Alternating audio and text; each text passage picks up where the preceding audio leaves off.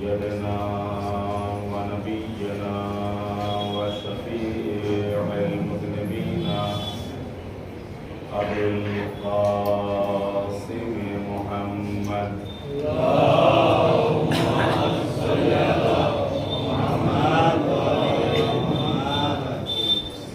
وآله الطيبين الطاهرين المعصومين المظلومين ولعنة الله على أعدائهم أجمعين من يومنا هذا إلى قيام يوم الدين رب اشرح لي صدري ويسر لي أمري واحلل عقدة من لساني يفقهوا قولي أما بعد فقد السلام عليك يا وارث آدم صفوة الله السلام عليك يا وارث نوح نبي الله السلام عليك يا وارث إبراهيم خليل الله السلام عليك يا وارث موسى كليم الله السلام عليك يا وارث عيسى روح الله صلوات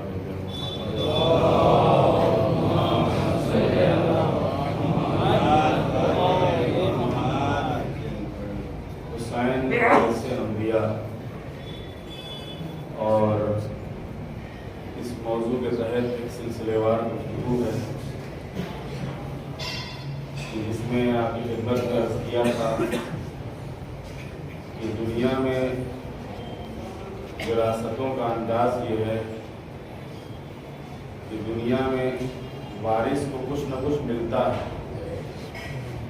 اور کچھ نہ کچھ فائدے کی امید رہتی ہے کہ اگر جانے والا جا رہا ہے تو وہ مکان چھوڑ کے جائے گا، دکان چھوڑ کے جائے گا، کچھ رقم چھوڑ کے جائے گا، کچھ اور اسباب، کچھ چیزیں چھوڑ کے جائے گا اور وہ وراثت کے طور پر وارثوں تک پہنچیں گی۔ لیکن یہ جو وراثت ہے، جس وراثت کا تذکرہ یہاں پر ہوا زیارت وارثہ میں، اے آدم کے وارث تم پر سلام ہے، نوح کے وارث تم پر سلام ہے، ابراہیم کے وارث تم پر سلام ہے، موسیٰ کے وارث تم پر سلام، اے عیسیٰ کے وارث تم پر سلام۔ تو اس وراثت میں دنیاوی لحاظ سے کچھ ملنے والا نہیں ہے، کچھ حسین تک پہنچنے والا نہیں ہے، بلکہ اس میں اس وراثت کو بچانے کے لیے دینا پڑتا ہے۔ یہاں کے اوپر عام طور سے دنیا میں مال ملتا ہے، یہاں پر مال قربان کرنا پڑے گا، یہاں اولاد قربان کرنا پڑے گی، یہاں جان دینا پڑے گی اس وراثت کو بچانے کے لیے جو آدم سے شروع ہوئی اور پیغمبر ختم مرتبہ تک پہنچی، اور پیغمبر ختم مرتبہ سے آگے بڑھ کے اس کے وارث حسین قرار پائے اس وراثت کے۔ تو اس وراثت کے وارث ہے حسین ابن علی، اور حسین ابن علی نے کربلا کے میدان میں اپنی اور اپنے اصحاب اور انصار اور اولاد کی قربانی پیش کر کے اس وراثت کو بچایا ہے، آدم کی آدمیت کو بچایا ہے، نوح کی نبوت کو بچایا ہے، ابراہیم کی خلت کو بچایا ہے، موسیٰ کی ہیبت کو بچایا ہے، عیسیٰ کے زہد کو بچایا ہے۔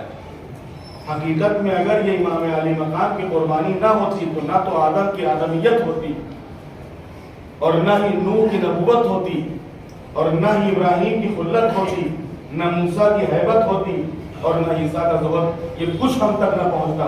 یہ جو آج ہم تک پہنچا ہے یہ صرف حسین ابن علی کی قربانی کی بنیاد پر پہنچا ہے۔ لہذا یہی وجہ ہے کہ جب حسین ابن علی کو سلام کیا جاتا ہے تو آواز دی جاتی ہے، اے آدم کے وارث تم پر سلام، اے نوح کے وارث تم پر سلام، اے ابراہیم کے وارث تم پر سلام، اے موسیٰ کے وارث تم پر سلام، اے عیسیٰ کے وارث تم پر سلام، اے پیغمبر ختم مرتبہ کے بیٹے تم پر سلام۔ وارث بیٹا ہوتا ہے۔ یہاں سے آنے کے بعد دیکھیں سلام کا انداز بدل گیا۔ یہاں تک کیا کہا گیا؟ السلام علیکم یا وارث آدم صفوۃ اللہ، السلام علیکم یا وارث نوح نبی اللہ، السلام علیکم یا وارث ابراہیم خلیل اللہ، السلام علیکم یا وارث موسیٰ کلیم اللہ، السلام علیکم یا وارث عیسیٰ روح اللہ۔ اب یہاں سے انداز بدل گیا، السلام علیکم یا ابنا محمد المصطفیٰ، اے محمد مصطفیٰ کے بیٹے۔ وارث بیٹا ہوتا ہے، اس پوری وراثت کے وارث پیغمبر، اور پیغمبر کی وراثت کے وارث حسین ابن علی، اور حسین ابن علی نے اس پوری وراثت جو انبیاء سے پیغمبر خطی مرتبہ تک پہنچی تھی اور پیغمبر خطی مرتبہ سے حسین تک پہنچی تھی، اس کو بچایا ہے۔ وہ وراثت کیا تھی؟ وہ وراثت یہ اسلام ہے، یہ قرآن ہے، یہ شریعت ہے، یہ دین ہے، یہ اللہ کا نام ہے۔ ایک صلوات بھیج دے محمد والے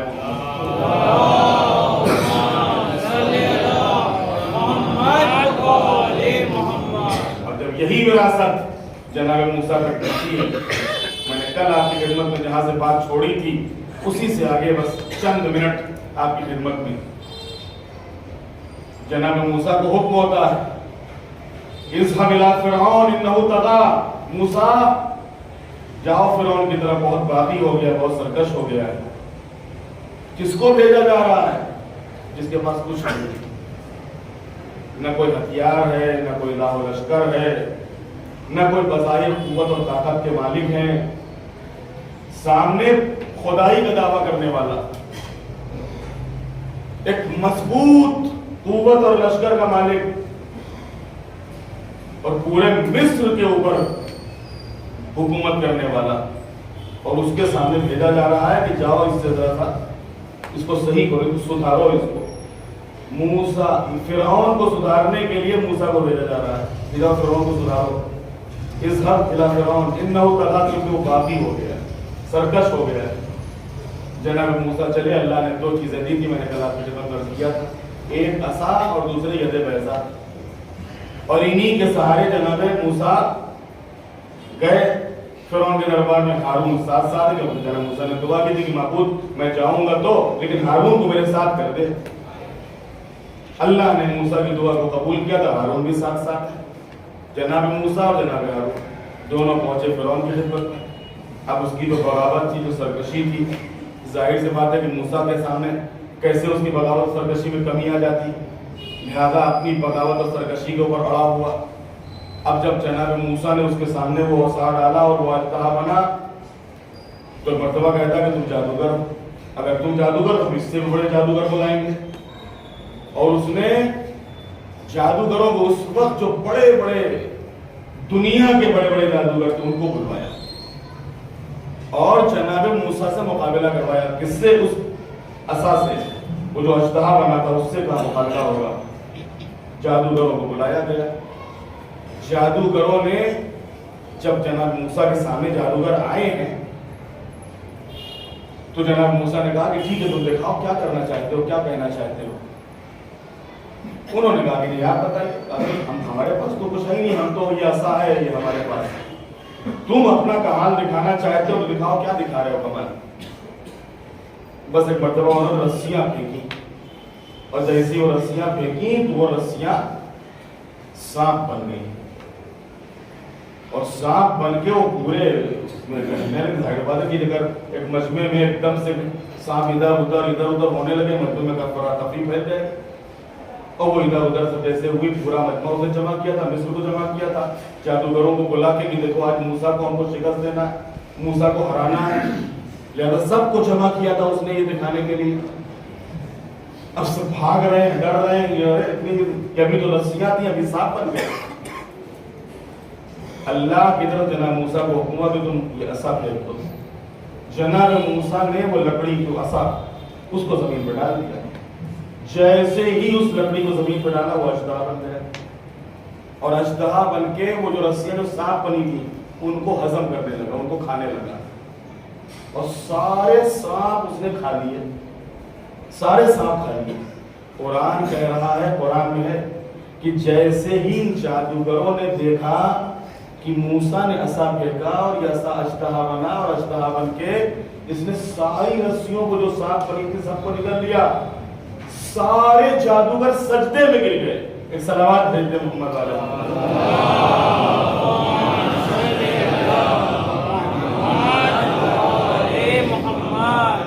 جتنے جادوگر تھے سب سجدے میں گر گئے اور کہا کہ میں موسیٰ کے رب پہ ایمان لاتا ہوں۔ فرعون نے کہا میری اجازت کے بغیر؟ انہوں نے کہا اب تیری اجازت کی ضرورت نہیں ہے۔ جب ایمان مضبوط ہوتا ہے، جب انسان کے اندر یقین ہوتا ہے، تو فرعون جیسی بڑی بڑی قوتیں اور طاقتیں بھی اس کو اپنی منزل سے ہٹا نہیں پاتی ہیں۔ میرے ہوتے ہوئے تم موسیٰ کے رب کو قبول؟ ہاں تمہارے ہوتے ہوئے۔ میری اجازت کے بغیر؟ ہاں تمہاری اجازت کے بغیر۔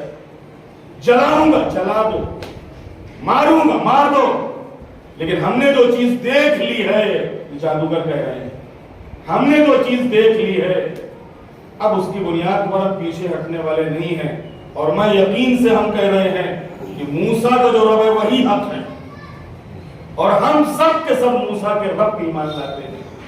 اس نے جادوگروں کو سزا دلوائی، ان کو مار دیا گیا، اور اتنی ساری دلیلیں ثبوت پیش کرنے کے بعد، جناب موسیٰ کے اتنے اچھے کلام کرنے کے بعد بھی اس کے غرور اور گھمنڈ میں کہیں سے کمی نہیں آئی، اور ابھی بھی اس کے اندر وہی غرور اور وہی گھمنڈ پایا جا رہا ہے۔ اب جب کسی طریقے سے اس کے اندر نرمی نہیں دکھی تو جناب موسیٰ کو حکم ہوا کہ موسیٰ یہ اس طریقے سے نہیں مانے گا، اب تم اپنی قوم کو لے کے، بنی اسرائیل کو لے کے مصر سے نکل جاؤ۔ اور جناب موسیٰ بنی اسرائیل کو لے کے مصر سے نکلے۔ جیسے ہی فرعون کو پتا چلا کہ ہم تو تیاری میں تھے کہ موسیٰ اور ان کے ساتھ ان کی قوم کا خاتمہ کر دیں، پتا چلا کہ وہ تو ساری قوم کو لے کے نکل گئے ہیں، فرعون نے اپنے لاہ و لشکر کے ساتھ موسیٰ کا پیچھا کیا، موسیٰ کا پیچھا کیا۔ اب جو جناب موسیٰ کے ساتھ تھے یہ بنی اسرائیل والے، اتنے احسانات انبیاء نے ان کے اوپر کیے ہیں اور اللہ نے ان کے اوپر کیے ہیں، لیکن انہوں نے جگہ جگہ کے اوپر، اب جب پیچھے سے لشکر آتے تھے کہا موسیٰ، پیچھے لشکر، کہا پھر کیا ہوا؟ اللہ تو ہے، کہا آگے ندی ہے، آگے ندی ہے تو کیا ہوا؟ اللہ تو ہے۔ تو پیچھے لشکر آگے ندی جائیں گے کہاں؟ تم نے تو ہم کو مروا دیا، بس صبر کرو، اللہ کے اوپر بھروسہ رکھو۔ اور قرآن یہی کہہ رہا ہے وَمَن يَتَوَكَّلْ عَلَى اللَّهِ فَهُوَ حَسْبُهُ، کہ جس نے اللہ تعالیٰ کی ذات کے اوپر بھروسہ کیا وہ اس کے لیے کافی ہو گیا۔ ذرا صبر کرو، اللہ کی تعالیٰ کی ذات پر بھروسہ رکھو۔ کہ موسیٰ ہم تو ہلاک ہو گئے، پیچھے لشکر آ رہا ہے فرعون کا، آگے نیل بہہ رہا ہے، ہم کہاں جائیں گے؟ جناب موسیٰ آگے بڑھے، جناب موسیٰ نے اس دریا کے اوپر عصا مارا، اور جیسے ہی پانی کے اوپر عصا مارا راستہ پیدا ہوا، تو آؤ میرے پیچھے پیچھے، آؤ میرے پیچھے پیچھے۔ سارے جتنے بنی اسرائیل تھے پوری قوم والوں کو جناب موسیٰ نے دریا پار کرا دیا، سب ندی پار کر گئے نیل، اور ادھر سے ادھر ہو گئے۔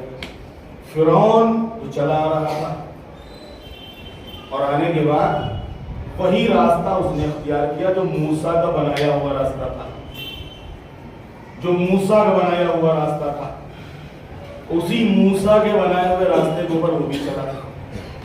اب چل تو دیا، لیکن اب جیسے ہی وہ اور اس کا سارا لشکر بیچ دریا میں پہنچا، دھیرے دھیرے پانی قریب ہونے لگا۔ وہ جو پانی دور ہوا تھا، راستہ بنا تھا، اور پانی ہی سے دیواریں کھڑی ہو گئی تھی، یہ دیواریں قریب ہونے لگی، پانی کی دیواریں، یہ کوئی اینٹوں کی نہیں ہے، یہ سیمنٹ کی دیواریں نہیں ہیں، یہ پانی کی دیواریں تھیں، اور یہ پانی کی دیواریں قریب ہونے لگی، قریب ہونے لگی، قریب ہونے لگی، یہاں تک کہ فرعون ڈوبنے لگا، سارا لشکر غرق ہونے لگا۔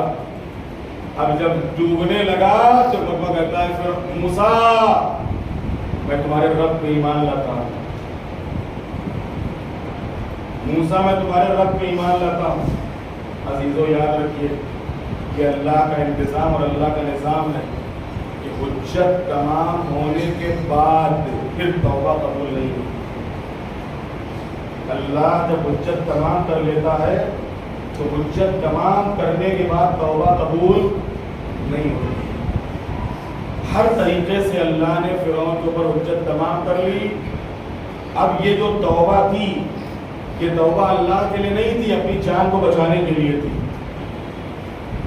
لہذا توبہ وہ قبول ہوتی ہے جو اللہ کے لیے ہو، اپنی جان کو بچانے کے لیے نہیں، اپنے مال کو بچانے کے لیے نہیں. لہذا نتیجہ کیا ہوا؟ فرعون اپنے پورے لشکر کے ساتھ غرق ہو گیا. پورے لشکر کے ساتھ فرعون اور فرعونی غرق ہو گئے اور جناب موسیٰ نیل پار کے نکل گئے. اب ان بنی اسرائیل کا جو میں تذکرہ کر رہا تھا، انہوں نے دیکھا کہ نیل پار کرنے کے بعد ایک قوم ہے اور وہ قوم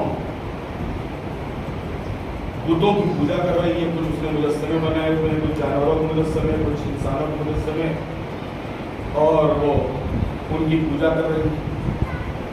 اللہ نے جس قوم کے اوپر اتنے احسانات کیے تھے، جن کو بچایا تھا، جن کو وہاں سے نجات دے کے نکالا تھا، اب وہی کس سے کہہ رہے؟ جناب موسیٰ سے کہہ رہے ہیں. کس قدر کوفت ہوئی ہوگی جناب موسیٰ کو. جناب موسیٰ سے کہہ رہے ہیں موسیٰ ایسے ہی بت مجھے بھی بنا دو، کہ جیسے یہ بت بنائے ہوئے ہیں ایسے ہی میرے لیے بت بنا دو، تاکہ ہم بھی وہ ایسے ہی ان کے سامنے جو ہے وہ پوجا کیا کریں. جناب موسیٰ کی پیشانی کے اوپر بل پڑ گیا کہ جس اللہ نے تمہارے ساتھ اتنے احسانات کیے ہیں، تم کو اس فرعون جیسے درندے سے، اس جلاد سے نجات دے کے تم کو ایک آرام اور آسائش کی زندگی عطا کی، اور تم اس اللہ، اس خدا وحدہ لا شریک کی عبادت کو چھوڑ کے پھر ابھی تم اسی میں پڑے ہوئے ہو. تو عزیزان محترم، جناب موسیٰ کی یہ پوری زندگی اگر آپ ملاحظہ فرمائیں گے تو یہ جو قوم بنی اسرائیل ہے، جو آج یہودیوں کی صورت میں، یہی بنی اسرائیل ہے. یہ جو آج کے یہودی ہیں یہی سب بنی اسرائیل ہے، اور ان کی پوری تاریخ دامن وقت میں گنجائش نہیں ہے، اور مختصر سا وقت ہے، مختصر سا ٹائم ہے. ورنہ یہ جو بنی اسرائیل کی تاریخ ہے، کیسے کیسے انہوں نے انبیاء کو ستایا ہے خود، جبکہ اللہ نے ان کو کیسے کیسے بچایا ہے، اور پھر بھی انہوں نے کیسے کیسے انبیاء کو ستایا ہے. انہوں نے کہا کہ ہم کچھ نہیں بنائیں گے، کچھ نہیں پکائیں گے. موسیٰ دعا کرو کہ اللہ ہمارے لیے روزانہ سفرہ بچھائے، روزانہ آسمان سے نیاز آئے، روزانہ کھجڑا، روزانہ بریانی. موسیٰ نے دعا کی، وہ بھی سب پوری ہو گئی.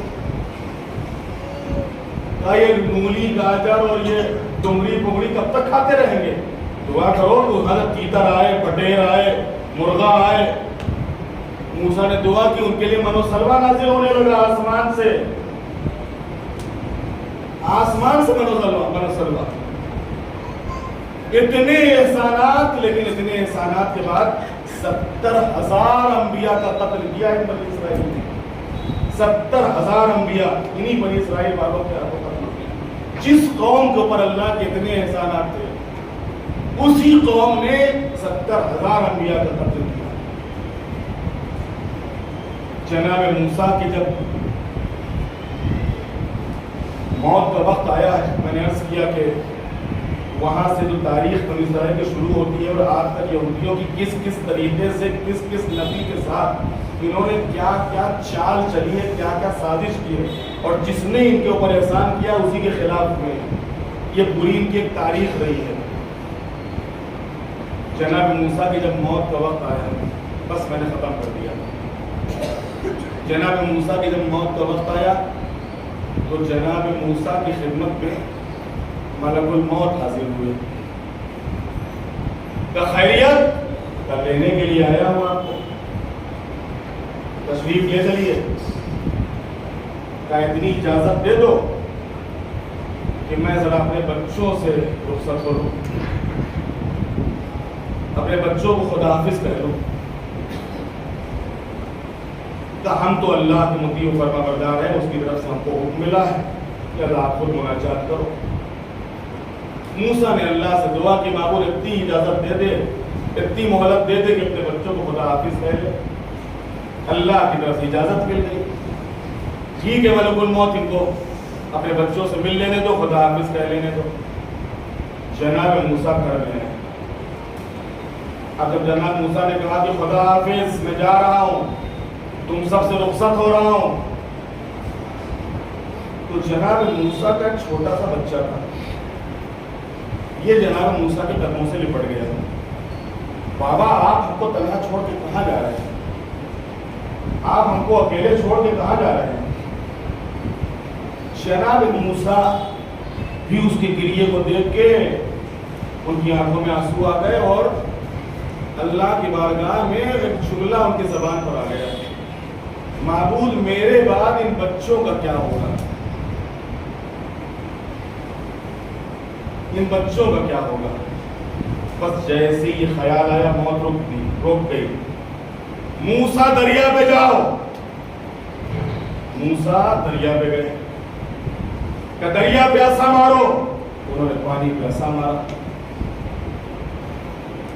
کہ دیکھو کیا ہے؟ کہ پتھر کو اٹھا لو، اس کو اس پتھر کے اوپر زمین پہ رکھ کے ایسا مارو. موسیٰ نے اس کے اوپر ایسا مارا. اب جو پتھر کے اوپر ایسا مارا تو دیکھا کہ اندر ایک چھوٹا سا بالکل کیڑا ہے پتھر کے اندر، اور اسی پتھر کے اندر چھوٹی سی ایک جگہ ہے، وہاں پر تھوڑا سا پانی رکھا ہوا ہے اور ایک ہری بھری بالکل سبز پتی اسی کے قریب. کیا موسیٰ کچھ سمجھ میں آیا تمہارے؟ موسیٰ کچھ سمجھ میں آیا؟ دریا کے اندر پتھر کے اندر کیڑا، اور اس کیڑے کے ساتھ ساتھ پانی اور ہری پتی ہے. آواز آئی، موسیٰ جو اللہ اس کیڑے کے لیے رزق فراہم کر سکتا ہے، اس دریا کے اندر پتھر کے اندر کیڑا، اور جو اس کیڑے کو بھی رزق دے سکتا ہے، کیا تمہارے بچے کو وہ رزق نہیں دے گا؟ کیا وہ تمہارے بچے کی طرف سے اپنے رخ کو پھیر لے گا؟ جناب موسیٰ نے ہاتھوں کو جوڑ دیا. جناب موسیٰ دنیا سے رخصت ہو گئے. جناب موسیٰ جس وراثت کو چھوڑ کے گئے تھے، اسی وراثت کی طرف ارشاد ہو رہا ہے، السلام علیکہ یا وارث موسیٰ کلیم اللہ. اے موسیٰ کلیم اللہ کے وارث، تم پر ہمارا سلام. جناب موسیٰ نے فرعون اور فرعونیت سے مقابلہ کیا تھا. جو وارث موسیٰ ہے وہ اپنے وقت کے فرعون یزید سے مقابلہ کر رہا ہے. موسیٰ کا مقابلہ فرعون سے آسان تھا، لیکن حسین کا مقابلہ یزید سے بڑا مشکل مقابلہ تھا. موسیٰ نے یقیناً سفر کیا تھا، موسیٰ نے یقیناً ہجرت کی تھی، موسیٰ یقیناً فرعون کے دربار میں گئے تھے. موسیٰ فرعون سے اور فرعون کے لشکر سے اپنے تمام قوم والوں کو لے کے حفاظت کے ساتھ مصر سے نکل گئے تھے.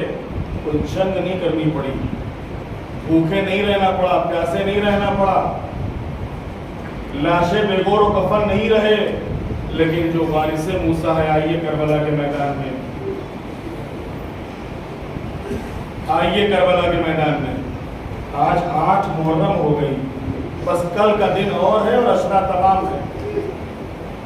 جن دنوں کی تمنا اور آرزو اور انتظار ہم پورے سال کرتے ہیں کہ محرم آئے گا، محرم آئے گا، محرم آئے گا. ابھی فلک پر محرم کا چاند نمودار ہوا تھا اور اتنی تیزی سے یہ دن نکل گئے اور آج 8 محرم ہو گئی. عزاداروں پرسہ دے لو، نہیں معلوم آئندہ سال کون رہے اور کون دنیا سے چلا جائے. کتنے چہرے ایسے تھے اسی راج اللہ میں نگاہیں جن کو ڈھونڈ رہی ہیں کہ وہ سب بزرگ کہاں چلے گئے، وہ سب افراد کہاں چلے گئے. کوئی صف اول میں بیٹھتا تھا، کوئی درمیان میں بیٹھتا تھا، کوئی پیچھے بیٹھتا تھا، کوئی ماتم کے صفوں میں ہوتا تھا، کوئی نوحہ پڑھتا تھا، کوئی مرثیہ پڑھتا تھا، کوئی نظر و نیاز کا اہتمام کرتا تھا. سب کہاں چلے گئے؟ عزیزو، یہی محال مجلس، یہ جو گریہ ہے یہ محال مجلس ہے.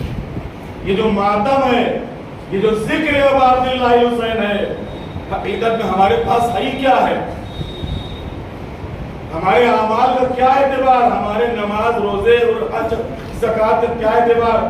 کون سی نیت اور کون سا ہمارا عمل، پتہ نہیں ہمارے عمل کے ثواب کو کب ختم کر دے اور کب کم کر دے.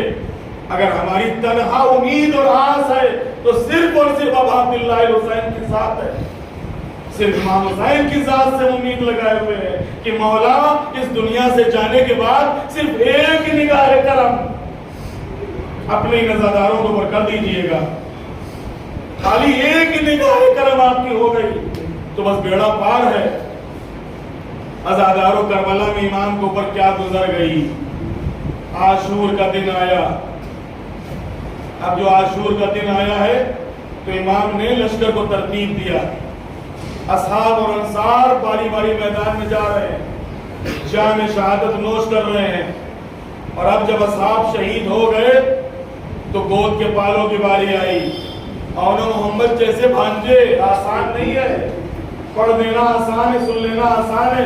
جن بچوں کو امام نے اپنی آغوش میں پالا تھا، انہی بچوں کے لاشیں حسین اپنے ہاتھوں سے اٹھا کے گنج شہیدہ میں رکھ رہے ہیں.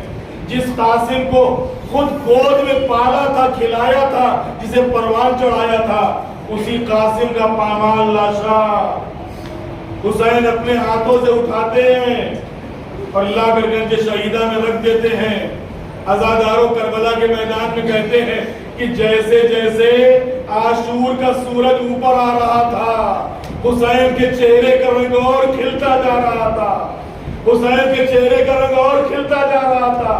لیکن تاریخ کہتی ہے کہ کربلا کے میدان میں ایک ایسا موقع آیا ہے کہ جب حسین کا کھلا ہوا چہرہ اتر گیا. یہ کون سا موقع تھا؟ کہتے ہیں کہ جس وقت غازی ابوالفضل عباس نے فرات سے واپسی پہ آواز دی ہے، آقا غلام نے اپنے کو قربان کر دیا. کہتے حسین کا چہرہ جو کھلا تھا وہ مرجھا گیا. حسین نے کمر کو پکڑ لیا. الان انکسر ظہری، بھیا عباس تیرے مرنے سے حسین کی کمر ٹوٹ گئی، راہ چاروں تدبیر مسدود ہو گئی. عزادارو، امام عباس کی آواز کے اوپر عباس کے سرانے پہنچے. اب جو سرانے پہنچے، کچھ وصیتیں عباس نے کی، کچھ وصیتیں امام نے کی. عزادارو، لاش کو وہیں پہ چھوڑا، علم کو لیا، علم کو لے کے خیمے کی طرف چلے. یہی تو سنتے آئے ہیں، یہی تو ذاکرین پڑھتے آئے ہیں. لیکن بس ایک روایت اور سن لیجئے، اگر تاب ہو، طاقت ہو تو سن لیجئے گا، جیسے دل چاہے پرسہ دے لیجئے گا. عزیزو، سنا یہی ہے، پڑھا یہی ہے کہ حسین نے کچھ وصیتیں کی اور کچھ وصیتیں سنی. لاش کو فرات کے کنارے چھوڑا، علم کو لے کے اب امام حسین خیمے میں آ گئے. لیکن ایک عجیب و غریب روایت دیکھی. کہتے ہیں کہ جب چوتھے امام سے کسی نے سوال کیا کہ آقا جناب عباس تو بڑے طویل القامت تھے، وہ تو بڑے طویل القامت تھے، لیکن ان کی قبر اتنی چھوٹی سی کیوں ہے؟ چچا عباس تو آپ کے بڑے طویل القامت تھے، لیکن ان کی قبر اتنی چھوٹی کیوں ہے؟ تو میرا چوتھا امام تڑپ گیا، تڑپ کے آواز دی، ارے میرے چچا کا تذکرہ تم نے کر دیا. جیسے ہی میرا چچا گھوڑے سے گرا، ظالم میرے چچا پہ ٹوٹ پڑے اور میرے چچا کے جسم کے ٹکڑے ٹکڑے. یہی تو وجہ ہے کہ جب چوتھے امام کربلا تشریف لائے 12 محرم کو تو ایک چٹائی منگائی، چٹائی میں عباس کے لاش کے ٹکڑوں کو رکھا، سے مرد لہد کر دیا. چچا خدا حافظ، چچا کی امان. ألا لعنة الله على القوم الظالمين سيعلم الذين ظلموا أي منقلب ينقلبون برب الزهراء وأبيها وبعالها وبنيها بار الہ ذکر کو اپنی بارگاہ میں قبول فرما معبود عزادارہ نے سید الشہداء جہاں جہاں بھی آباد ان کی جان مال عزت آبرو کی حفاظت فرما تمام عزاخانوں کی حفاظت فرما مولا کے حرم کی حفاظت فرما مولا کے زائرین کی حفاظت فرما اس سال اور ہر سال مولا کی زیارت نصیب فرما دنیا میں ان کی زیارت اور آخرت میں ان کی شفاعت نصیب فرما وارث عزا اور وارث حسین مولا امام زمانہ کے ظہور میں تاجیل فرما ہم سب کو امام کے غلاموں اور ان کے ناصروں میں شمار فرما ہم سب کی تمام دینی اور دنیاوی حاجتوں کو پورا فرما وتقبل منا انک